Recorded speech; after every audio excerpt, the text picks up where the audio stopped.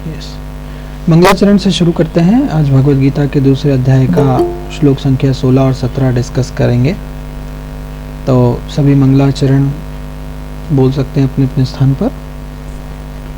ओम अज्ञानतिमिरन्धस्य ज्ञानञ्जनशलाकया चक्षुरुन्मिलितं येन तस्मै श्रीगुरुवे नमः।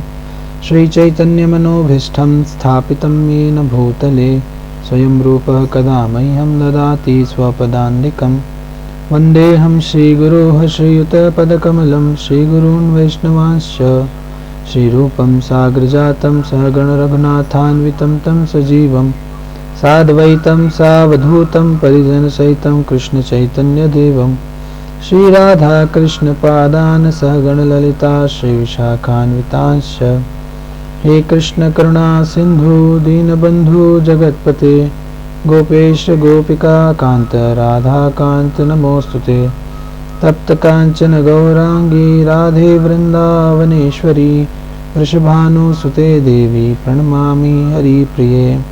वाञ्छाकल्पतरुभ्यश्च कृपा सिन्धुभ्य एव च पतितानां पावनेभ्यो वैष्णवेभ्यो नमो नमः। जय श्री कृष्ण चैतन्य प्रभु नित्यानंद श्री अद्वैत गदाधर श्रीवासादि गौर भक्त वृंद। हरे कृष्ण कृष्ण कृष्ण हरे हरे हरे राम राम राम हरे हरे। लीला पुरुषोत्तम श्री कृष्ण भगवान की जय। हरे कृष्ण प्रभु जी। पापा का मोबाइल का या तो बंद करो या तो अपना मोबाइल बंद करो, इतना साउंड इको हो रहा है। हरे कृष्णा। ओके, सो हम लोग एक छोटा सा रिकैप करते हैं। हरे कृष्ण प्रभु जी, साउंड बहुत इको हो रहा है। हरे कृष्णा, साउंड बहुत इको हो रहा है। अभी भी नहीं, अभी नहीं। ओके ठीक है। तो कल प्रभु जी द्वारा 2 श्लोक डिस्कस किए गए थे और बहुत ही अच्छे श्लोक है जिसमें भगवान बता रहे हैं कि किस प्रकार से सुख तथा दुख जो है वो क्षणिक है ना। कैसे सुख तथा दुख का क्षणिक उदय तथा कालक्रम में उनका अंतर्धान होना सर्दी तथा गर्मी की ऋतुओं के आने जाने के समान है। बहुत ही सरल उदाहरण से भगवान बता रहे हैं कि किस प्रकार से सुख तथा दुख जो है क्षणिक है और ये इंद्रिय भोग से उत्पन्न होते हैं और मनुष्य को चाहिए कि अविचल भाव से उसको सहना सीखे। इसके बारे में प्रभु जी ने काफी अच्छे से एक्सप्लेन किया था। और आगे जो श्लोक लिया था 15वां नंबर श्लोक, उसमें बता रहे थे कि हे अर्जुन, जो पुरुष सुख तथा दुख में विचलित नहीं होता और इन दोनों में समभाव रहता है, मतलब उनसे डिस्टर्ब नहीं होता, वह निश्चित रूप से मुक्ति के योग्य है। वही व्यक्ति जो है वह भगवान के शरण प्राप्त कर सकता है ना। तो अभी आगे यहाँ पर भगवान बहुत सुंदर चीज बताएंगे अर्जुन को कि क्या सत है और क्या असत। मैं चाहता हूं कि माताजी आप लोगों में से कोई भी ये श्लोक पढ़ें, श्लोक संख्या 16 दूसरे अध्याय का।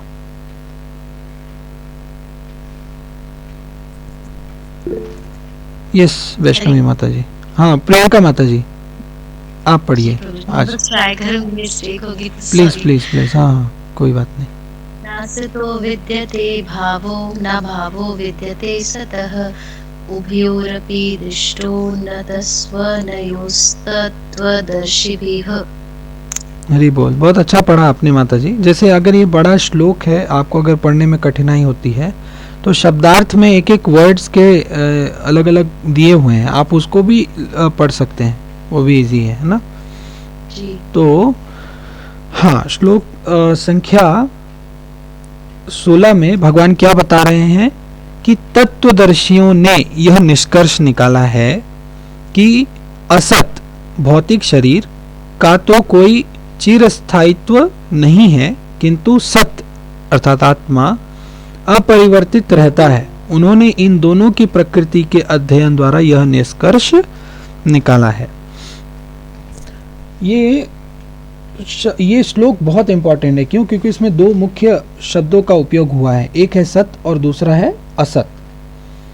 सत और असत का मतलब इसमें आप समझ पा रहे हैं। सत अर्थात यहाँ पर इसके तात्पर्य में अनुवाद में लिखा है भौतिक शरीर, और असत का मतलब लिखा है आत्मा।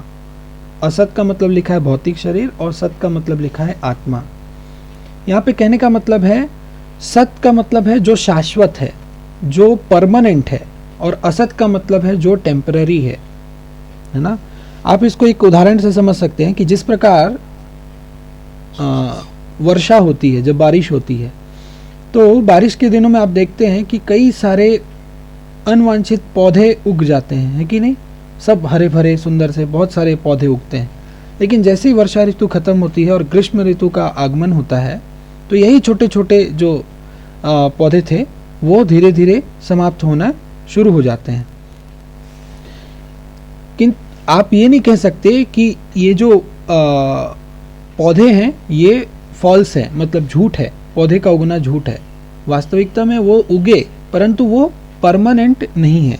जिस प्रकार से आप आकाश और बादल को देख सकते हैं कि आप जब ऊपर आसमान में देखते हैं तो आसमान तो वैसी का वैसे ही रहता है, लेकिन बादल आते हैं और चले जाते हैं।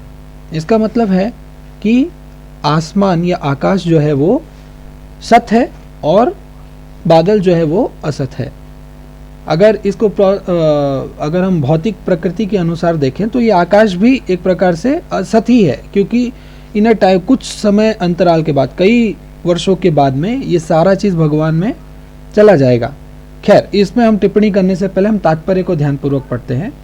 परिवर्तनशील शरीर का कोई स्थायित्व नहीं है। मतलब हम इसके पहले के श्लोक में भी ये चीज़ चर्चा कर चुके हैं कि इस देह रूपी शरीर के अंदर जो आत्मा है वो वैसी की वैसी रहती है, और ये शरीर निरंतर परिवर्तनशील है कि नहीं। इसलिए परिवर्तनशील है। और बाद में ये भी वो वाला श्लोक आपको याद होगा जिसमें हमने डिस्कस किया था, देहिनोस्मिन् यथा देहे कौमारम यौवनम जरा तथा देहांतर प्राप्ति। देह अंतर मतलब इस शरीर का जब ये शरीर पुराना हो जाता है तो इस शरीर का स्थानांतरण, मतलब ये जो आत्मा है ये यहाँ से स्थानांतरित होकर दूसरा शरीर प्राप्त करती है अपने कर्मानुसार। वही चीज़ यहाँ बताया जा रहा है कि शरीर कोई भी स्थायी नहीं है। आधुनिक चिकित्सा विज्ञान ने भी यह स्वीकार किया है कि विभिन्न कोशिकाओं की क्रिया प्रतिक्रिया द्वारा शरीर प्रतिक्षण बदलता रहता है।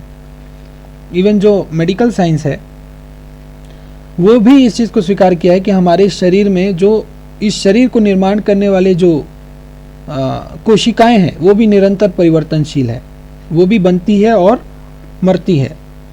इस तरह शरीर में वृद्धि तथा वृद्धावस्था आती है ना। जब शरीर में चेंजेस आते हैं तब आप लोगों को ये अनुभव होगा कि कुछ कुछ बच्चे अचानक से बड़े दिखने लग जाते हैं। मतलब कुछ समय के बाद आप उनको देखो तो ऐसा लगता है कि अरे कल तो ये एकदम छोटे साइज़ का था, अभी इसका साइज़ बड़ा हो गया है, बहुत ऊंचा, बहुत लंबा हो गया है, दाढ़ी मूछ भी आने लग गई हैं हार्मोनल चेंजेस की वजह से।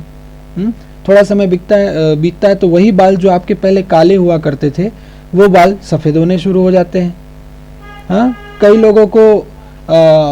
लोगों के काफ़ी ज़्यादा एक समय बाल होते हैं और धीरे से उनके बाल उड़ने शुरू हो जाते हैं, है कि नहीं। मतलब हर एक चीज़ टेम्परेरी है। आप इवन अपनी ब्यूटी को देख लीजिए, वो भी टेम्परेरी है। पहले आप कैसे दिखते थे, बाद में आप कैसे दिखते हो, हर एक चीज़ यहाँ पर टेम्परेरी है, वही बताया गया। ये सारी चीज़ें असत हैं। जो शरीर से जो भी चीज़ संबंधित है ये सारी चीज़ असत है, झूठ नहीं है। असत का मतलब है टेम्परेरी, ठीक है।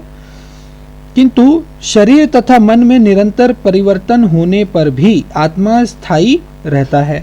वही चीज़ मैंने आपको बताया। यही पदार्थ तथा आत्मा का अंतर है। और यही अंतर है क्या, आत्मा में और पदार्थ में, कि आत्मा नश्वर, वो कभी विनाश नहीं होता आत्मा का, परंतु शरीर जो है वो परिवर्तनशील है और वो एक समय है उसके बाद चले जाएगी। इसके बारे में हम लोगों ने पहले ही चर्चा किया है कि अगर किसी की मृत्यु होती है तो हम क्या बोलते हैं कि किसी का देह कोई गुजर गया, या किसी ने शरीर छोड़ दिया, या कोई चल बसा। हाँ मतलब जी, हाँ देहांतर हो गया, हाँ देहांत हो गया। ऐसा हम ये सब शब्दों का उपयोग करते हैं। हम शब्दों के उपयोग तो जरूर करते हैं, परंतु शब्द के जो अर्थ है ना उसको ध्यान नहीं देते हैं। इसलिए हम लोग इतना विलाप करते हैं। नहीं तो अगर उस शब्द को ध्यानपूर्वक समझने का प्रयास करें ना, तो आपको कभी भी इतना तकलीफ नहीं होगा जितना मतलब आप बगैर अर्थ जाने होता है। हाय मुझे छोड़ के चला गया या चली गई। अरे भाई कौन छोड़ के चला गया? जिसे आप प्रेम करते थे वो तो वहीं लेटा हुआ है, सुंदर चादर ओढ़ के, फूल माला तिलक सब लगा के। हाँ, तो आपको तो खुश होना चाहिए, लेकिन हम फिर भी दुखी होते हैं। क्यों? क्योंकि आप उस शरीर से जुड़े हुए हो, इसलिए आपको दुख हो रहा है। अगर आप उस स्पिरिचुअल स्पार्क के बारे में समझ जाएंगे, वो आध्यात्मिक उस प्रकाश पुंज के बारे में समझ जाएंगे जिसे आत्मा कहते हैं, जो अविनाशी है, तो हमको कभी इस दुख का कारण नहीं होगा। इसीलिए पिछले श्लोक में बताया गया ना, तथा देहांतर प्राप्तिर धीरस्तत्र न मोहयति। धीर व्यक्ति किसे बताया गया? जो मन द्वारा विचलित नहीं होता है, ऐसा व्यक्ति मोहित नहीं होता है, ऐसे हमने पिछले श्लोक में बताया। तो इस श्लोक में जो है ना, इसमें प्रभुपाद अनुवाद में बता रहे हैं कि आत्मा और परमात्मा आत्मा और शरीर में क्या अंतर है, और भगवान खुद यहाँ पर बता रहे हैं। और यहाँ पर एक शब्द उपयोग हुआ है जिसे तत्वदर्शी कहा गया है। हालांकि तत्वदर्शी का मतलब क्या होता है? जो सत्य को जानते हैं उसे तत्वदर्शी कहते हैं। यहाँ पर तत्वदर्शी का मतलब बताया गया भविष्य दृष्टा द्वारा, मतलब जो सत्य को जानते हैं। और भगवान तो परम सत्य हैं, भगवान परम सत्य हैं, लेकिन वो फिर भी यहाँ पर क्या अर्जुन को समझा रहे हैं कि तत्वदर्शी ने इस निष्कर्ष निकाला है। कहने का मतलब है कि जो लोग सत्य को जानते हैं उन्होंने ये निष्कर्ष निकाला है क्या, कि असत का तो कोई चिर स्थायित्व नहीं होता, असत जो है कभी स्थायी नहीं होता है, किंतु सत्य जो होता है वो अपरिवर्तित रहता है, सत्य जैसा था वैसे ही रहेगा, सनातन है ना। उन्होंने दोनों की प्रकृति के अध्ययन द्वारा यह निष्कर्ष निकाला है। अभी इस स्टेटमेंट में आप एक चीज समझिए, जो व्यक्ति थोड़े बहुत ज्ञान अर्जित कर लेते हैं ना, तो उस वक्त क्या उन लोग क्या किस तरीके से उनका कथन होता है? आई थिंक सो, मुझे लगता है कि ऐसा हुआ होगा, या मुझे मेरा यह अनुमान है कि यह हो सकता है। हम अनुमान लगाना शुरू करते हैं, राइट, थोड़ी सी ज्ञान अर्जित करके। लेकिन यह भगवान किस तरीके से इस शिक्षा को अर्जुन को देने, देखिए, जबकि वो तो परम सत्य है, भगवान है, स्वयं भगवान। वो ये नहीं बोल रहे कि मुझे ऐसा लग रहा है या मेरा अनुमान है कि तुम ऐसे कि आत्मा और शरीर, भौतिक शरीर में ये अंतर है। भगवान ऐसे नहीं बोल रहे। क्या बोल रहे हैं? तत्वदर्शियों के अनुसार। तत्वदर्शी कौन? जो सत्य को जानते हैं। यही होता है एक प्रकार का क्या बोलना चाहिए, समझाने का तरीका, जो लोग सत्य को जानते हैं। अभी इसमें आगे चर्चा करने से पहले एक चीज हम लोग जानने का प्रयास करते हैं कि हमारे पूर्व काल में, मतलब भारतवर्ष की इतिहास में अगर आप उठा के देखें, तो पूर्व काल में जो संस्कृति थी ना, वो अमरत्व के बारे में शिक्षा लेती थी। अमरत्व इन द सेंस, आज का मॉडर्न साइंस इस चीज पे कभी उनके सोच से भी परे है कि हम अमर भी हो सकते हैं, लेकिन वास्तविकता में अमरत्व संभव है। कैसे? परम सत्य को प्राप्त करके, है ना। जो लोग भगवत गीता में आगे आगे हम पढ़ते जाएंगे ना, तो ये अमरत्व का आपको उदाहरण भी क्लियर होता चला जाएगा। पुराने समय के लोग इतने महान होते थे, लेकिन वो कभी किसी चीज को क्लेम नहीं करते थे। जैसे कि आप ये समझिए कि क्या नाम है इनका, चाणक्य पंडित। चाणक्य पंडित एक प्रधानमंत्री थे, एक बहुत बड़े शासन के प्रधानमंत्री, लेकिन वो रहते एक छोटी सी कुटिया में थे। उन्होंने कभी भी किसी चीज के ऊपर, मतलब ऐश्वर्य के पीछे उन्होंने नहीं भागा। उन्होंने एक्चुअल ज्ञान, क्या ज्ञान है कि हमको सुप्रीम में विलीन होना है, ऐसी शिक्षाओं का वो पालन करते थे। पुराने लोग सभी यही करते थे, लेकिन आज का जमाना जो है वो सत्य को छोड़ दिया है और असत्य को पकड़ लिया है। पहले लोग सत्य के लिए जीते थे, सनातन ज्ञान के लिए जीते थे, शाश्वत के लिए जीते थे कि we are not the body, we are the spirit soul. हम ये शरीर नहीं, हम आत्मा है। पहले के लोग ये इसके ऊपर हम शिक्षा लेते थे।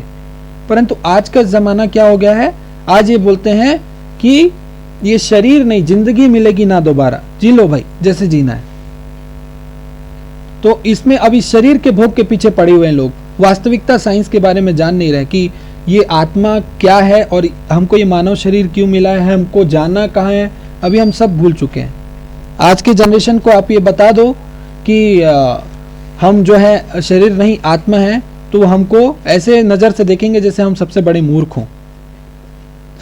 ये वास्तविकता है। आज की डेट में कोई बिलीव ही नहीं करता है कि एक आध्यात्मिक जगत भी है जहां हमको वास्तविकता में जाना है भगवान की शरण में, परंतु हम लोग ये आज के समय को कंफर्टेबल बनाने के लिए दिन रात एक कर देते हैं, गधे घोड़े के समान मेहनत कर रहे हैं, दिन रात एक करके अपनी सुख चैन को परेशान मतलब खो चुके हैं, सिर्फ इसलिए कि रात में कंफर्टेबल एक नर्म बिस्तर मिल जाए, पंखा हो हमारे पास, या एसी हो रूम में, अच्छा खासा बड़ा घर हो, अच्छी बंगला गाड़ी हो, ताकि हमारा इस शरीर रूपी क्या बोलना चाहिए, हाँ, इस शरीर को आप तुष्ट कर सको। बट वास्तविकता में हमको किसको तुष्ट करना है और किसको कहां तक ले जाना है हम जानते ही नहीं, परंतु पुराने समय के लोग जानते थे, इसलिए उस समय वैल्यूज था। इस समय लोग आज का साइंस नहीं समझेगा ना ये सारी चीजें।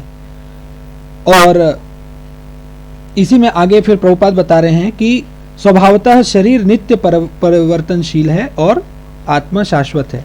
तत्वदर्शी ने चाहे वे निर्विशेषवादी हों या सगुणवादी, इन निष्कर्ष पर की स्थापना की है, उन्होंने ये स्थापना की है। फिर आगे विष्णु पुराण के बारे में भी, विष्णु पुराण का भी एक श्लोक में प्रभुपाद बता रहे हैं कि विष्णु तथा उनके धाम स्वयं प्रकाश से प्रकाशित हैं। सत तथा असत शब्द आत्मा तथा भौतिक पदार्थ के ही द्योतक हैं। तभी सभी तत्वदर्शी की यही स्थापना है। यही से भगवान द्वारा अज्ञान से मोहग्रस्त जीवों को उपदेश देने का शुभारंभ होता है। प्रभुपाद यहाँ पर लिख रहे हैं कि यही ज्ञान, क्या ज्ञान, कि हमारा ये शरीर है असत और इसके अंदर जो इस शरीर को चला रहा है जिसे आत्मा कहते हैं वो है सत।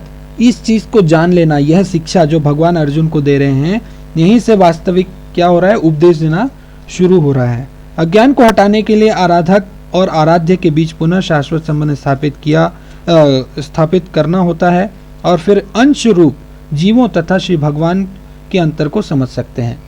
इससे पहले कुछ क्लासेस में शायद प्रभु जी द्वारा, प्रद्युम्न प्रभु द्वारा एक उदाहरण दिया गया था कि एक जीव और परमात्मा में क्या अंतर है। हम इसको किस उदाहरण से समझ सकते हैं? हम समझ सकते हैं समुद्र के जल का एक बूंद और अथाह समुद्र, ये उदाहरण का पार्ट था, जिसमें समुद्र के जल के बूंद की जो गुणधर्म था, जो प्रॉपर्टीज थी, वो सारे समुद्र में विद्यमान है। मतलब एक बूंद भी खारा है और सारा समुद्र भी खारा है। अंतर क्या है? अंतर है क्वांटिटी का, कि हम है सूक्ष्म और परमात्मा है क्या बोलना चाहिए, कंप्लीट। भगवान पूर्ण है और हम सूक्ष्म है, ये अंतर है कि नहीं? वही यहां पर बताया जा रहा है। उसको हम इस प्रकार से, इस उदाहरण से समझ सकते हैं। फिर आगे इसमें प्रभुपाद बता रहे हैं कि वेदांत सूत्र तथा श्रीमद् भागवत में परमेश्वर को समस्त उद्भवों प्रकाश का मूल माना गया है। भगवान, हम लोग वाला श्लोक भी गाते हैं ना कि ईश्वरः परम कृष्ण सच्चित आनंद विग्रह अनादिरादिर गोविंद सर्व कारण कारण। भगवान ही समस्त कारणों के मूल कारण है। ऐसे उद्भवों का अनुभव परा तथा अपरा प्रकृति के क्रमों द्वारा किया जाता है। परा और अपरा भगवान की दो शक्तियां हैं, है ना। मुख्य पराशक्ति जो आध्यात्मिक शक्ति है, अपरा शक्ति जो भौतिक शक्ति है। तो जीव जो है ना वो परा प्रकृति से है ना। जीव का संबंध परा प्रकृति से है। जैसा कि 7वें अध्याय में, जब हम 7वें अध्याय में जाएंगे तो वहां पे इस शरीर के बारे, इस जीव अपराशक्ति और पराशक्ति के बारे में बहुत अच्छे से वर्णन है उसमें। यद्यपि शक्ति तथा शक्तिमान में कोई अंतर नहीं है, किंतु शक्तिमान को परम माना जाता है और शक्ति या प्रकृति को गॉड, है ना। शक्ति और शक्तिमान, ये उदाहरण से हम समझ सकते हैं कि भगवान और जीव में क्या अंतर है। अतः सारे जीव उसी तरह परमेश्वर के सदैव अधीन रहते हैं जिस तरह सेवक स्वामी के या शिष्य गुरु के अधीन रहता है। अज्ञानावस्था में ऐसे स्पष्ट ज्ञान को समझ पाना असंभव है। इस चीज को जानने, इस स्पिरिचुअल साइंस को जानने के लिए हमको वास्तविक ज्ञान, मतलब बुद्धिमान होना बहुत जरूरी है। हम अपने भौतिक इंद्रियों द्वारा इस प्रकार के ज्ञान को हम लोग नहीं एब्जॉर्ब कर सकते, नहीं सीख सकते। हमको बस ये ऐसे लगेगा कि ये तो बस सुनी सुनाई कहानी है। ऐसा कुछ संभव है क्या? ऐसा थोड़ी ना होता है कि पुनर्जन्म होता है। सब कुछ संभव है। जैसा कि हम लोग पिछले सेशन में हमने डिस्कस किया था ना कि प्रमाण के कुछ 4 प्रकार मैंने आपको बताए थे। क्या क्या प्रमाण बताया था? एक बताया था प्रत्यक्ष प्रमाण, फिर आपको बताया अनुमान प्रमाण, फिर उपमान प्रमाण, और लास्ट मैंने बताया शब्द प्रमाण। तो प्रमाण के अलग अलग स्टेप्स हैं, है ना। तो इसमें सबसे प्रमाणित जो है वो शब्द प्रमाण है ना। जिस प्रकार से माँ ये बताती है पुत्र को कि आपका पिता कौन है, ना पुत्र पूछता है अपनी माँ से, ना कभी, मतलब ये एकदम प्रमाणित, मतलब माँ ने बता दिया कि ही इज योर फादर, सो हम उसको एज इट इज एक्सेप्ट करते हैं। सिमिलरली गुरु परंपरा हमें ये बताती है कि भगवान की शिक्षाएं क्या है। शब्द प्रमाण सबसे ऑथेंटिक प्रमाण माना गया। तो इसमें हमको किसी भी प्रकार का कोई भी संदेह नहीं रखना चाहिए, और ये चीज हमको तभी समझ में आएगा जब हम बुद्धिमान के स्तर पर ज्ञान चक्षु के ओर अग्रसर होंगे। अगर हम लोग ज्ञान चक्षु को छोड़कर चर्म चक्षु के स्टेज पे रहेंगे ना, तो हम लोग कभी भी इस स्पिरिचुअल साइंस को नहीं समझ सकेंगे। अज्ञान अवस्था में ऐसे स्पष्ट ज्ञान को प्राप्त कर पाना संभव है। अतः ऐसे अज्ञान को दूर करने के लिए सदा सर्वदा के लिए जीवों को प्रबुद्ध करने हेतु भगवान भगवत गीता का उपदेश देते हैं। इसीलिए भगवान अर्जुन को माध्यम बना के ये शिक्षा हमें प्रदान की है, ताकि हम इस चीज को समझें कि हम शरीर नहीं आत्मा है। बहुत सिंपल चीज है इस चीज को जानना, कोई इसमें बहुत बड़ा रॉकेट साइंस नहीं है, लेकिन हम अहंकारवश इस शिक्षा को ग्रहण नहीं कर पाते हैं, क्योंकि हमको ऐसा लगता है कि ये मटेरियल एंजॉयमेंट ही सब कुछ है। बट वास्तविकता में एक परम आनंद है जिसके बारे में हम लोग कभी उस लेवल पे ही नहीं पहुंचे, तो हम उसको अनुभव कैसे करेंगे। जैसे कि हम एक उदाहरण लेते हैं एक सुअर का। सुअर कीचड़ में ही पड़ा रहता है या गंदगी ही खाता है, तो उसके लिए तो वही जीवन है, उसको वो लगता है वही उसके लिए 56 भोग है गंदगी खाना। परंतु उस सुअर को आप 56 भोग लाके खिलाओ, सुअर उसको एक लात मार के हटा देगा, वो दूसरी चीज को खाएगा। क्यों? क्योंकि वो समझता है कि उसके लिए गंदगी खाना ही सब कुछ है, वही वास्तविकता है उसके लिए, वही इंजॉयमेंट है। पर उसके सामने आप 56 भोग लाके रखो, वो नहीं खाएगा। क्यों? क्योंकि उसको दुनिया वहीं तक सीमित है, वो एक कूप मंडूक है, एक कुएं का मेंढक के समान है। उसी प्रकार से हम हैं। इस जो भौतिक इंद्रियों को सुखी करने के लिए हमारे पास कुछ लिमिटेड माध्यम है, हम उसी को ही सब कुछ मान लेते हैं। परंतु जो वास्तविक इंजॉयमेंट है, जो मतलब परम आनंद है, हम उसके बारे में हम बात करते हैं तो बोलते हैं ऐसा पॉसिबल ही नहीं है।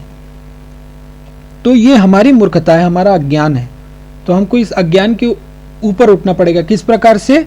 वास्तविक ज्ञान के माध्यम से। वास्तविक ज्ञान हमको भगवत गीता में प्राप्त होगी, है ना। तो दूसरा श्लोक लो क्या माताजी प्रभु जी, क्योंकि मुझे ऐसा लगता है मैं इसमें काफी समय ले चुका हूं। वैसे अगला श्लोक भी सरल है, ज्यादा कुछ नहीं, आप तात्पर्य पढ़ लीजिएगा, मैं इसके बारे में आपको बता देता हूं, ठीक है। तो श्लोक संख्या 2 अध्याय का 17वां नंबर श्लोक कोई पढ़िए। हरे कृष्णा। हरे कृष्ण प्रभु। यस माता जी, प्लीज पढ़िए। अविनाशी तु तद्विद्धि न सर्वमिदं ततं विनाशमाव्ययस्यस्य न कश्चित् कर्तुमर्हति। नहीं बोल। थैंक यू वेरी मच माता जी। इसका तात्पर्य पढ़िए प्रियंका माता जी। जी प्रभु जी। अनुवाद, सॉरी, तात्पर्य नहीं, अनुवाद। इंग्लिश में प्रभु जी। ओके, इंग्लिश है। हिंदी किसी के पास है तो प्लीज हिंदी पढ़ सकते हैं। कमला माता जी प्लीज। हाँ, हरे कृष्ण प्रभु जी। यस माता जी। जो सारे शरीर में व्याप्त है उसे ही तुम अविनाशी समझो। उस अव्यय आत्मा को नष्ट करने में कोई भी समर्थ नहीं है। भगवान यहाँ पर क्या बता रहे हैं? आत्मा का, अभी यहाँ पर नेचर ऑफ सोल भगवान डिस्कस कर रहे हैं कि आत्मा की प्रकृति क्या है। आत्मा की प्रकृति भगवान बता रहे हैं अविनाशी। भगवान बता रहे हैं कि ये जो आत्मा है ना, इसमें इसका अनुवाद पढ़ लेते हैं। जो सारे शरीर में व्याप्त है, जैसा कि माता जी ने भी पढ़ा कि हर एक शरीर में एक डिफरेंट सोल्स है, राइट। एक सोल 2 शरीर में विद्यमान नहीं है, हर शरीर के लिए एक इंडिविजुअल आत्मा है। उसे ही तुम अविनाशी समझो। जो अविनाशी है तुम्हें उसे समझना है। उस अव्यय आत्मा को नष्ट करने में कोई भी समर्थ नहीं है। भगवान बता रहे हैं कि आत्मा को कोई भी नष्ट नहीं कर सकता, है ना। इसमें और भी अब आगे के श्लोक में आप लोग पढ़ेंगे, उसमें बताया जाता है कि आत्मा को किसी भी अस्त्र शस्त्र द्वारा नहीं मारा जा सकता, न उसे आग द्वारा जलाया जा सकता है, न जल द्वारा भिगाया डुबाया जा सकता है, ऐसा कुछ उसमें आगे के श्लोक में आएगा। वो श्लोक एग्जैक्टली मुझे याद नहीं है। तो इस श्लोक में भगवान बता रहे हैं कि सोल जो है ना सारे शरीर में विद्यमान है। आप समझिए कि ये शरीर तभी हम इसमें हम कुछ चीजों को फील कर पाते हैं जब इसके अंदर चेतना होती है, राइट। तो जो सुख और दुख होता है ना, सुख और दुख का अनुभव हम कब कर सकते हैं? जब हमारे इस शरीर में चेतना होती है कि नहीं।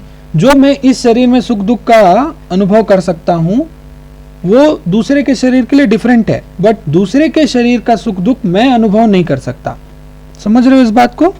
इस श्लोक में संपूर्ण शरीर में व्याप्त आत्मा की प्रकृति अधिक स्पष्ट वर्णन हुआ है और सभी लोग समझ सकते हैं कि जो सारे शरीर में व्याप्त है वह चेतना है ना। जब व्यक्ति की मृत्यु हो जाती है तब हम क्या बोलते हैं कि वो व्यक्ति हमको छोड़कर चला गया, क्योंकि वो शरीर चेतना नहीं है, उसके अंदर सेंस नहीं है।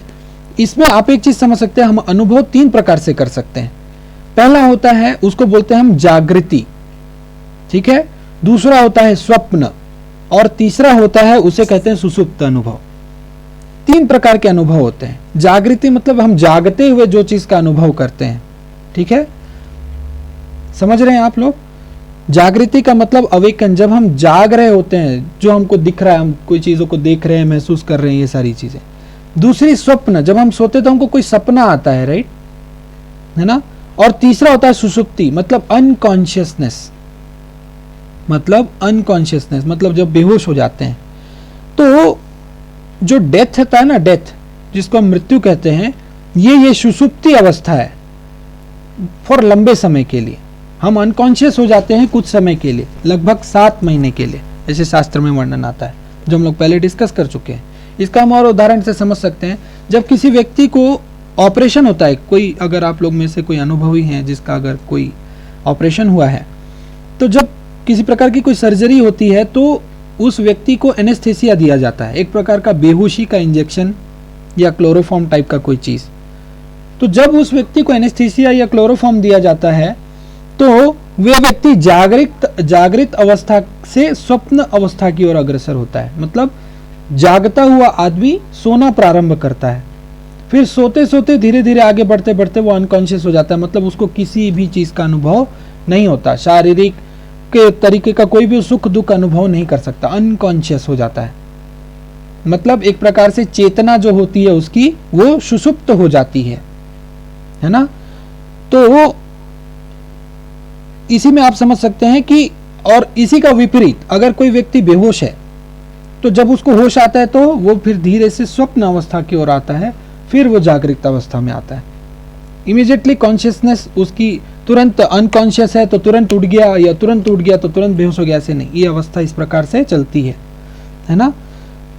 तो कृष्ण पहले ही बता चुके हैं कि हम पहले भी थे, अभी भी हैं, आगे भी रहेंगे। पिछले के श्लोक में बताया ना भगवान कि ये जो जितने राजाएं हैं, ऐसा नहीं है कि वो अभी तुम मारोगे तो हमेशा के लिए मर जाएंगे। ये पहले भी थे, अभी भी हैं, आगे भी रहेंगे, सब भगवान बताते हैं। तो फलता है शरीर में ये जो आत्मा है, आत्मा की उपस्थिति ये हर शरीर में अलग अलग होती है। और इसी में फिर आगे तात्पर्य में प्रभुपाद लिखते हैं, बताते हैं कि श्वेताश्वतर उपनिषद में बताया गया है कि आत्मा का वास्तविक साइज क्या होता है।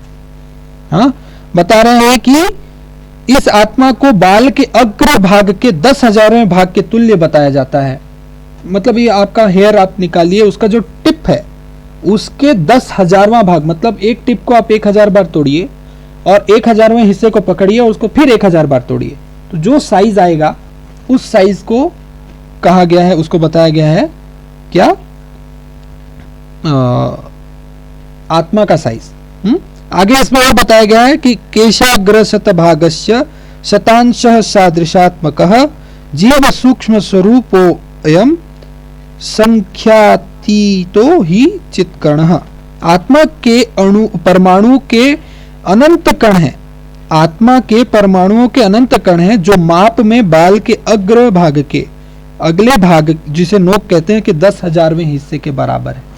10,000वां हिस्सा मतलब वो वास्तविक परमाणु के साइज से भी छोटी है।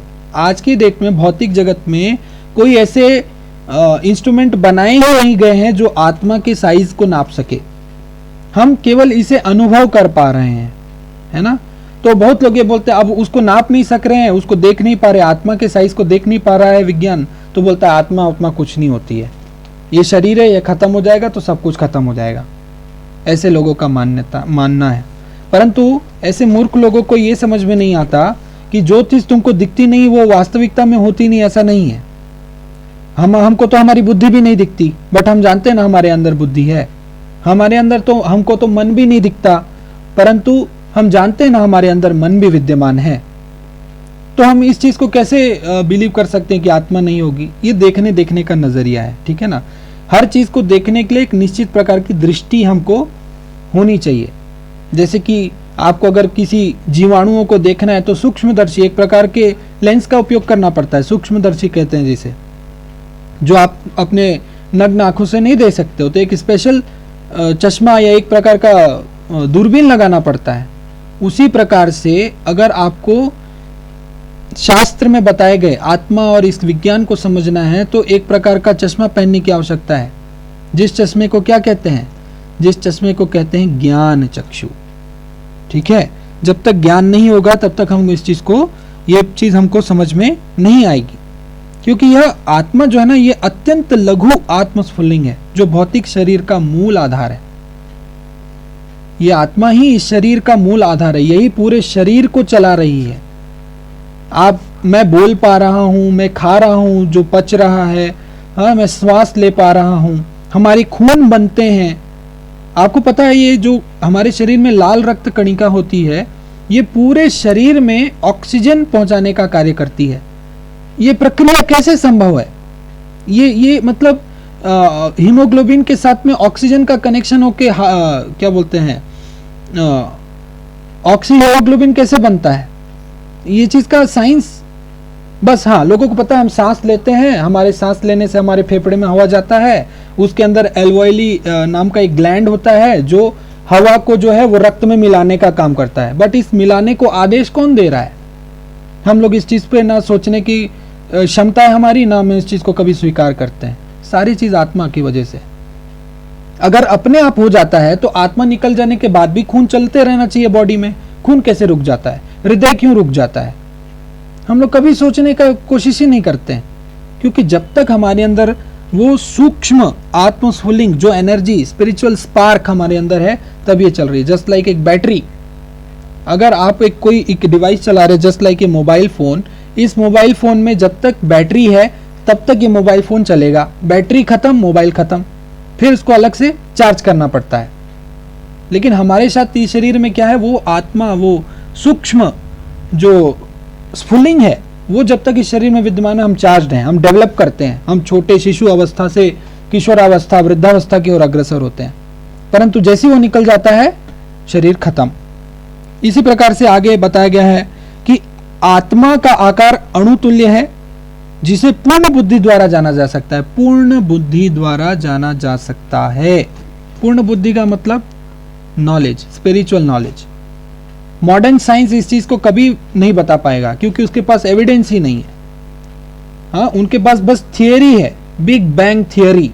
हाँ, ऐसा एक सिद्धांत है, एक प्रकार का सोच है कि हाँ, कुछ बड़ा विस्फोट हुआ होगा जिससे ब्रह्मांड बना, जिससे सूर्य चंद्रमा बने, पृथ्वी बनी, पृथ्वी में जीवन आया। थियरी है, एविडेंस नहीं है। अगर ये है तो आप लोग खुद बताइए, सूर्य अपनी जगह पे है, पृथ्वी अपनी जगह पे है, दोनों आपस में नहीं टकरा रहे हैं। चांद पृथ्वी से सबसे नजदीकी उपग्रह है, वो पृथ्वी से कभी नहीं टकरा रहा है। कौन इसका डिस्टेंस मेंटेन रखा है? गुरुत्वाकर्षण। गुरुत्वाकर्षण क्या है? हम इसके बारे में सोच भी नहीं सकते, सब थियरी है। बट यहाँ पे बता रहे ना, पूर्ण बुद्धि द्वारा ही जाना जा सकता है इस विज्ञान को। हाँ, फिर आगे इसमें और भी बहुत सारे इसमें टिप्पणी बताए गए हैं। हाँ, अणु आत्मा प्रत्येक जीव के हृदय में स्थित होता है, क्योंकि भौतिक विज्ञान इस अणु आत्मा को माप सकने में असमर्थ है, जैसा कि मैंने बताया। अतः उनमें से कुछ अनुभव करते हैं कि आत्मा है ही नहीं। अरे भाई, मानने नहीं मानने से क्या होता है कि नहीं। इसलिए शारीरिक गतियों की सारी शक्ति शरीर के इसी भाग से उद्भूत है। जब हमारे शरीर में हृदय चलता है तभी हमारे शरीर में, अभी थोड़ा हम लोग अगर मेडिकल साइंस के बारे में बात करें, तो हमारा जो ब्रेन में अगर ऑक्सीजन नहीं पहुंचेगा ना, विद इन सेकेंड हम बेहोश हो जाएंगे, विद इन सेकेंड हम लोग कोलैप्स कर गिर जाएंगे। हम लोग, मैं जिस फील्ड से बिलोंग करता हूँ, उस फील्ड में ये सारी चीज़ें हम लोगों को वहाँ पे सिखाई जाती हैं और हम लोगों को फिर आगे बताते हैं। तो उसमें जो है सफोकेशन, जो चीज़ एक पढ़ते हैं हम लोग कि सफोकेशन मतलब दम का घुटना। तो अगर प्लांट ऐसे, मैं जस्ट अपने एक फील्ड का एक एग्जांपल आप लोगों को बता रहा हूँ, आई होप आप समझ पाएंगे। नाइट्रोजन एक इनर्ट गैस है, एक प्रकार से इनर्ट है, जिससे वो किसी से क्रिया नहीं करती है। नाइट्रोजन अगर आपके एरिया में बहुत ज़्यादा बढ़ जाएगा तो आपको दम घुट जाएगा, ऐसा बोला जाता है ना। कहने का मतलब है हमारे ब्रेन में ऑक्सीजन अगर टाइम पे नहीं पहुंचा, हम इमीडिएट कोलैप्स कर जाएंगे। इतना जरूरी है ऑक्सीजन शरीर में पहुंचना। वो प्रभुपाद आगे बता रहे हैं, लाल रक्त कण फेफड़ों में ऑक्सीजन ले जाते हैं, वे आत्मा से ही शक्ति प्राप्त करते हैं। कौन? लाल रक्त, जो ऑक्सीजन ले जाने का काम करते हैं। उसको कोई अलग से उसके अंदर कुछ ये नहीं हो जाता कि अपने आप कोलैबोरेट करते हैं और फिर आगे ऑक्सी हीमोग्लोबिन के रूप में जाते हैं, ऐसा नहीं है। हर चीज के पीछे कुछ कारण है ना। अतः जब आत्मा इस स्थान से निकल जाता है तो रक्तोत्पाद, रक्त बनना बंद हो जाता है ना। औषधि विज्ञान लाल रक्त कणिका की महत्ता को तो स्वीकार करता है, किंतु वह इस चीज को निश्चित नहीं कर पाता कि शक्ति का स्रोत आत्मा है। अभी मैं आप लोगों से सवाल पूछूं कि ये क्या है, तो बोलेंगे प्रभु जी ये हाथ है। किसका हाथ है? मेरा हाथ है। ये क्या है? आप बोलेंगे नाक है। किसका नाक है? मेरा नाक है। फिर मैं पूछूंगा ये क्या है, ये बोलेंगे प्रभु जी केश है। किसका केश है? मेरा केश है। ये मेरा कान है, ये मेरा मुंह है, ये मेरा शरीर है। मैं कहाँ हूं पूछेंगे तो आप बता पाएंगे आप कहाँ हैं? बताइए, आप कोई बता सकते हैं?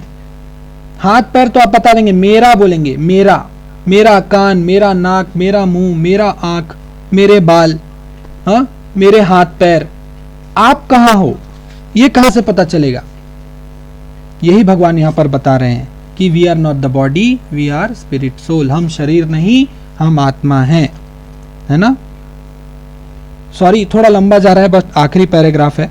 आप लोग, लेकिन आप लोगों से मैं प्रार्थना करूंगा कि जो श्लोक हम यहाँ पे बताते हैं, कृपया उसका तात्पर्य आप खुद स्वयं अपने से भी पढ़ें। ऐसा नहीं कि हमने यहाँ पढ़ा दिया तो आप बस हाँ ओके हो गया बोल के आप छोड़ दिए, नहीं, ऐसा मत कीजिए। पूर्ण आत्मा में ऐसे अणु कणों की तुलना सूर्य प्रकाश के कणों से की जाती है। इस सूर्य प्रकाश में असंख्य तेजमय अणु होते हैं। इसी प्रकार परमेश्वर के अंश उनकी किरणों के परमाणु स्फुलिंग हैं और प्रभा या पराशक्ति कहलाते हैं। हम भगवान के स्फुलिंग है, एक सूक्ष्म स्फुलिंग है भगवान से निकली हुई। अतः हमें, और लेकिन चूंकि भगवान शाश्वत है ना, हम भी इसीलिए शाश्वत हैं। ये जीव शाश्वत है, ये सनातन है, ये पहले भी था, अभी भी है, आगे भी रहेगा। अब लेकिन किस फॉर्म में रहेगा ये हमारे कर्मों पर निर्भर करता है। अगर आप अच्छे कर्म करेंगे, भगवान की स्तुति करेंगे, अंतकाल में भगवान को याद करेंगे, तो यही जीव जो है वो भगवान की सेवा में, आध्यात्मिक जगत में हमेशा हमेशा के लिए अमरत्व को प्राप्त करेगा। परंतु अगर आप सिर्फ इस असत के लिए, जो टेम्पररी है, उसी के लिए दिन रात बेला जैसे मेहनत करते रहेंगे, तो आप कभी भी लिख के ले लीजिए आप, ये शरीर जो है ना, इतना सुंदर आपको मानव जन्म मिला है। मानव जन्म किसी उद्देश्य से मिला है, सिर्फ आहार निद्रा भय मैथुन करने के लिए नहीं मिला है। तो ये मानव शरीर का उपयोग अगर सही तरीके से कर लिए तो लाइफ विल बी सक्सेसफुल। अगर नहीं किए तो फिर वापस डाउनफॉल होगा, डाउन गिरेंगे आप। और कर्म के हिसाब से आपने अंतिम समय में कुछ इंद्रिय तृप्ति की इच्छा करी कि अरे मेरे को मरने के पहले एक बार तंगड़ी कबाब या चिकन बिरयानी खाना है, तो भगवान बोलेंगे ठीक है तथास्तु, जाओ जिंदगी भर खाओ। हाँ, कुत्ते भेड़िए का शरीर दे देंगे, जाओ नोचो खाओ, एकदम फ्रेश लेग पीस है कि नहीं। फिर आपकी से इतना है, बहुत लोगों को अंग प्रदर्शन करने की बड़ी इच्छा होती है। आजकल के भौतिक जगत का एक कितना बड़ा कलमश देखिए। लोग अपने कल्चर को भूल के वेस्टर्न कल्चर अपना रहे हैं, नॉनसेंस कल्चर। भगवान उनको पेड़ बना देंगे, जाओ खड़े रहो नंगे सालों साल, कोई दिक्कत नहीं है। भगवान सारे सबकी इतनी करुणामयी है, भगवान सबकी इच्छा पूरी करते हैं। लेकिन वो इच्छा आपकी क्या है वो इम्पोर्टेंट है। इच्छा पे कंट्रोल नहीं रखे, आपकी इच्छा भगवान को तुष्ट करने की इच्छा होनी चाहिए। इसलिए भगवान बोलते हैं जो अंतिम समय में मेरा स्मरण करता है, भगवान उसको अपने पास बुलाते हैं, अपनी सेवा में लगाते हैं। अतः चाहे कोई वैदिक ज्ञान का अनुगामी हो या आधुनिक विज्ञान का, वह शरीर में आत्मा के अस्तित्व को नकार नहीं सकता। भगवान ने स्वयं भगवत गीता में आत्मा के इस विज्ञान का विशाद वर्णन किया है। इस भगवत गीता के दूसरे अध्याय में हम आत्मा के बारे में बहुत ही विस्तार से जानेंगे। क्षमा चाहूँगा, थोड़ा समय ज़्यादा ले लिया। तो यहाँ पर 2 श्लोक पूरे हुए, श्लोक संख्या 16 और 17। अगर आप कोई भक्तों का कोई प्रश्न या कमेंट है तो पूछ सकते हैं, फिर हम यहाँ स्टॉप करेंगे। धन्यवाद। हरे कृष्णा।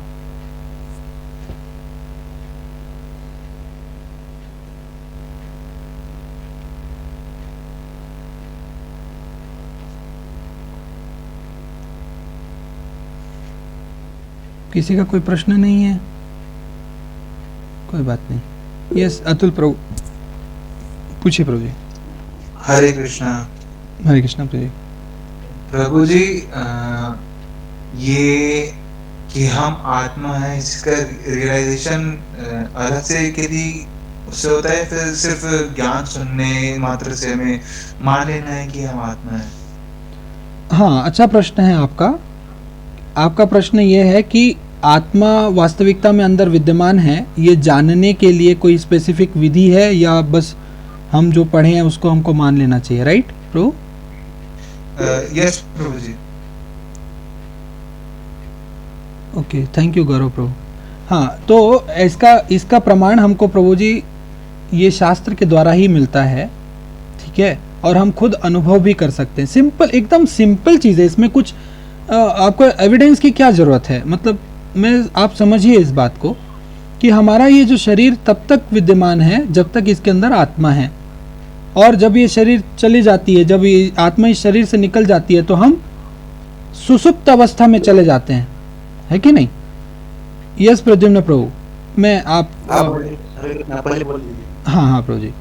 कंटिन्यू। तो ये एक तो सबसे सरल विधि बता रहा हूँ। अगर आप इसको शास्त्रिकल पॉइंट से जाएंगे तो बहुत सारी इसमें एविडेंस भी मौजूद हैं जिससे आप कर सकते हैं। और चीज़ कि हम हर चीज़ को बोलने पे, मतलब बोलने द्वारा, हम शब्दों के द्वारा हर चीज़ को उपयोग करते हैं कि किसी का निधन हो गया, कोई चला गया, छोड़ के चला गया, वगैरह वगैरह सब कुछ। तो बोल रहे हैं कि किसी का देहांत हो गया, बट हम उसको एक्सेप्ट नहीं कर रहे हैं। देह वही है जो इसके अंदर जो स्पिरिचुअल स्पार्क है जो चला गया तो उसकी मृत्यु हो गई। मतलब कहने का मतलब है शरीर को चलाने वाली वो आत्मा है। ये तो सबसे बड़ा साक्ष्य है, पहला चीज। और दूसरा, शास्त्र द्वारा जो ज्ञान चक्षु, जो शब्द प्रमाण द्वारा हमको बताया जा रहा है कि शरीर के अंदर आत्मा होती है। देहिनोस्मिन यथा देह, कौमारम यौवनम जरा तथा देहांतर प्राप्ति, और भी कई जगह कि आत्मा न तो मरती है न तो कभी, वो हमेशा से शाश्वत है, सनातन है आत्मा। हाँ, इस प्रकार से। यस प्रद्युम्न प्रभु, आप बोलिए। एक मिनट, सॉरी, इसमें प्रियंका माता जी पूछ रहे थे कि आत्मा कहाँ पर विद्यमान होता है। वो हृदय देश में, जो हमारा हृदय है वहाँ पर ही आत्मा विद्यमान होती है, ठीक है। Yes Pradyumna Prabhu, please. आपने तो काफी समझा दिया थे। हरे कृष्णा। यस प्रभु। इनफैक्ट इतना कुछ सालों पहले, 15-20 साल पहले मैंने ये सुना था कि साइंटिस्ट भी इस चीज को रिसर्च कर रही थी कि आत्मा नाम की कोई चीज होती है या नहीं होती है। और उसमें उन्होंने जो शरीर को है, जो मरने वाला रहता व्यक्ति, उसको बताते हैं कि कांच के पूरे चारों तरफ से ग्लास में ढक दिया जाता है, ठीक है। Yes yes yes. क्योंकि आत्मा कैसे निकलेगा देखने के लिए, और उनको ट्रांसपेरेंट चाहिए था ताकि उस स्टडी कर पाए। और जब वो व्यक्ति मरता है तो कांच में जो ग्लास रहता है, जो एकदम से बुलेट प्रूफ टाइप का, उसमें छेद होकर कुछ निकलता है, समझ रहे ना? यस। जो कि उनको समझ में आता है, एकदम फट जाता है। अगर हम साइंटिफिक वे में बोले तो ये है कि आप साइंटिस्ट भी मान रहे हैं कि आज के डेट में है। पहले वो नहीं मानते थे। इस टाइप के एक्सपेरिमेंट करके उन्होंने किया है। आप हो सकता है गूगल सर्च करके चेक कर सकते हैं, है ना, अगर हम साइंटिफिक वे में समझें तो। बाकी अगर हम अपनी बौद्धिक स्तर पे समझें तो प्रभु जी ने बहुत अच्छा चीज समझाया, जो मृत शरीर होता है हम उस मृत शरीर से देख सकते हैं। इनफैक्ट हम अपना हाथ कट जाता है, पैर कट जाता है तो भी आदमी जिंदा रहता है ना। यस, मतलब वो आत्मा जो है, मतलब कोई चीज, हाथ अपने आप में कुछ नहीं है। आप अगर समझें, हाथ अपने आप में कुछ नहीं है। अगर वो कुछ रहता तो हाथ कट देने के बाद व्यक्ति जिंदा नहीं रहता। तो हमारे शरीर के जो अंग हैं वो अपने आप में कुछ नहीं है और उसके चलाने के लिए कोई चीज तो है। इसलिए जो बोल रहे हैं ना कि स्वयं की अगर अनुभव की हम बात करेंगे तो स्वयं का अनुभव आप तभी कर पाओगे जब जैसे कोई व्यक्ति आपके सामने मरा हुआ है, वहीं पे ही आप अनुभव कर पाओगे कि वो हर चीज है, उसका बॉडी का हर पार्ट है। ऐसा कोई भी पार्ट नहीं है जो आपके अंदर है और उसमें नहीं है। खाली एक ही चीज का उसमें फर्क है कि आपके अंदर जो आत्मा है, जिसको हम जीव बोल रहे हैं, वो जीव आप में और उसमें नहीं है। अगर एक चीज को अगर हटा दें तो बाकी हर एक चीज दोनों में समान है। चाहे दो आंखें हैं, कान है, सब कुछ ऐसी चीज अवेलेबल है। तो अगर प्रत्यक्ष अनुभव करना है तो किसी, अगर आपने आज तक मृत व्यक्ति को नहीं देखा तो जाके देखना ही पड़ेगा कि उसमें और आप में क्या फर्क है। कहीं ऐसा तो नहीं होता कि उसकी आंखें गायब हो जाती है, ठीक है ना। इस पे एक बहुत अच्छा प्रेजेंटेशन है प्रभु जी मेरे पास में, लेकिन अभी तो समय काफ़ी ज़्यादा हो गया। मेरे पास एक ऑलरेडी एक प्रेजेंटेशन है इस बॉडी और सोल के ऊपर में, तो हम इसको शायद आगे के कोई क्लास में हम ज़रूर करेंगे, जिसमें आप लोगों का एक कॉन्सेप्ट और अच्छे से क्लियर हो जाएगा कि आत्मा और शरीर के स्तर को हम कैसे समझ सकते हैं। ठीक है? Yes Prabhu ji. Yes, I hope Prabhu ji हमने आपको कुछ संतुष्ट किया है, आपके क्वेश्चंस के आंसर्स को। बहुत ज़्यादा, थैंक यू। तो आप सभी भक्तों का बहुत बहुत धन्यवाद कि आप लोग आज के भगवद गीता सेशन में जुड़े और भगवद गीता के ज्ञान को प्राप्त करने की कुछ लेवल ऊपर हम आगे आए। ये बहुत इंपॉर्टेंट चैप्टर है जिसमें आप अपने एक्चुअल चीज़ों को समझ सकते हैं कि we are not the body, we are the spirit. जो इस सिंपल स्टेटमेंट को समझ गया ना कि हम शरीर नहीं आत्मा है, उसका लाइफ सक्सेसफुल हो जाएगा। लेकिन जो इस बात को नहीं समझेगा और शारीरिक स्तर पर ही रहेगा तो पॉसिबल ही नहीं है कि वो कभी आध्यात्मिकता में आगे बढ़ सके। तो आध्यात्मिकता को समझने के लिए हमको सबसे पहला स्टेप ये समझना पड़ेगा कि we are not the body, we are the spirit soul. हम ये शरीर नहीं, हम आत्मा है। यस प्रभु। ये जो आपने बताया इसको एक तरीके से और जो प्रभु, मतलब आप ही ने बताया था एक उदाहरण लेके, जिसमें जो चिड़िया रहती है और जो पिंजरा रहता है। यस, हम सिर्फ पिंजरा को देखते जाएंगे, मतलब अपने शरीर को ही सजाते रहेंगे तो अंदर जो आत्मा है, जो चिड़िया है, वो खत्म हो जाएगी। मतलब हम उसके बारे में जब सोच ही नहीं पाएंगे ना, तो जिस चीज के लिए इंसानी शरीर हम लोग मिला है, मानवीय शरीर जी, उसका हम उपयोग ठीक से कर नहीं पाएंगे। और जैसे वो चिड़िया मर जाती है उसी तरह से आत्मा का पतन हो जाए। आत्मा तो मरता नहीं है, उसको मानव शरीर से नीचे योनियों में आगमन हो जाती है। तो एक तरह से मरने से ज्यादा खतरनाक चीज है कि आपका पतन हो रहा है, समझ रहे हैं? करेक्ट। तो इसलिए आत्मा को भी ध्यान देना पड़ेगा, उस चिड़िया को भी खाना खिलाना पड़ेगा, उसका जो खाद्य पदार्थ है, तभी वो हृष्ट पुष्ट रहेगा। खाली शरीर को सजाने से, यानी पिंजरे को सजाने से कुछ नहीं मिलने वाला। करेक्ट। यस प्रभु जी। और इसलिए आत्मा और शरीर को ध्यान समझना बहुत जरूरी है। जब समझेंगे तो आप ज्यादा फोकस फिर आत्मा पे करेंगे, ना कि अपने शरीर पे करेंगे। फिर आप सोचेंगे शरीर जैसा चलने दीजिए, बहुत ज्यादा आप उसमें फोकस नहीं करेंगे शरीर पे। इसलिए ये समझना बहुत ज्यादा जरूरी है, आत्मा और शरीर में अंतर। लोग सिंपल ये बात को समझ लें कि भगवान ने हमको जन्म दिया है तो हमारे 2 वक्त के खाने की सारी व्यवस्था करी है। जब वो एक चींटी के लिए व्यवस्था करी है, एक हाथी को के लिए उसके खाने की व्यवस्था की है, तो हम इंसान कहाँ पे आते हैं? हम कहीं पे भी नहीं आते हैं। हमारी व्यवस्था भगवान ने किया ही है, परंतु हम इतने ज़्यादा भगवान की व्यवस्था में, हम लोगों को हमको भगवान की व्यवस्था में संदेह है, इसलिए हम लोग इतने परेशान हैं। भगवान की व्यवस्था में संदेह नहीं रहेगा तो हम कभी परेशान नहीं रहेंगे। वेरी सिंपल टू अंडरस्टैंड, बहुत सरल है ये समझना। एनीवेज, समय बहुत हो गया है, हम आगे इसमें चर्चा करेंगे। तो सभी भक्तों का यस प्रभु, आप कुछ बोल रहे हैं क्या? फिर हम यहाँ एंड करते हैं। संदेह को लेकर मैं एक स्टोरी सुनाने वाला था, लेकिन 2 मिनट लग जाएगा। नहीं, आज रहने दीजिए, आज रहने दीजिए, काफ़ी टाइम हो गया, हम कल करते हैं। ओके, सारे भक्तों का बहुत बहुत धन्यवाद। जगत गुरु श्रील प्रभुपाद की जय। जय जय। हरे कृष्णा, हरे धन्यवाद। कृष्ण।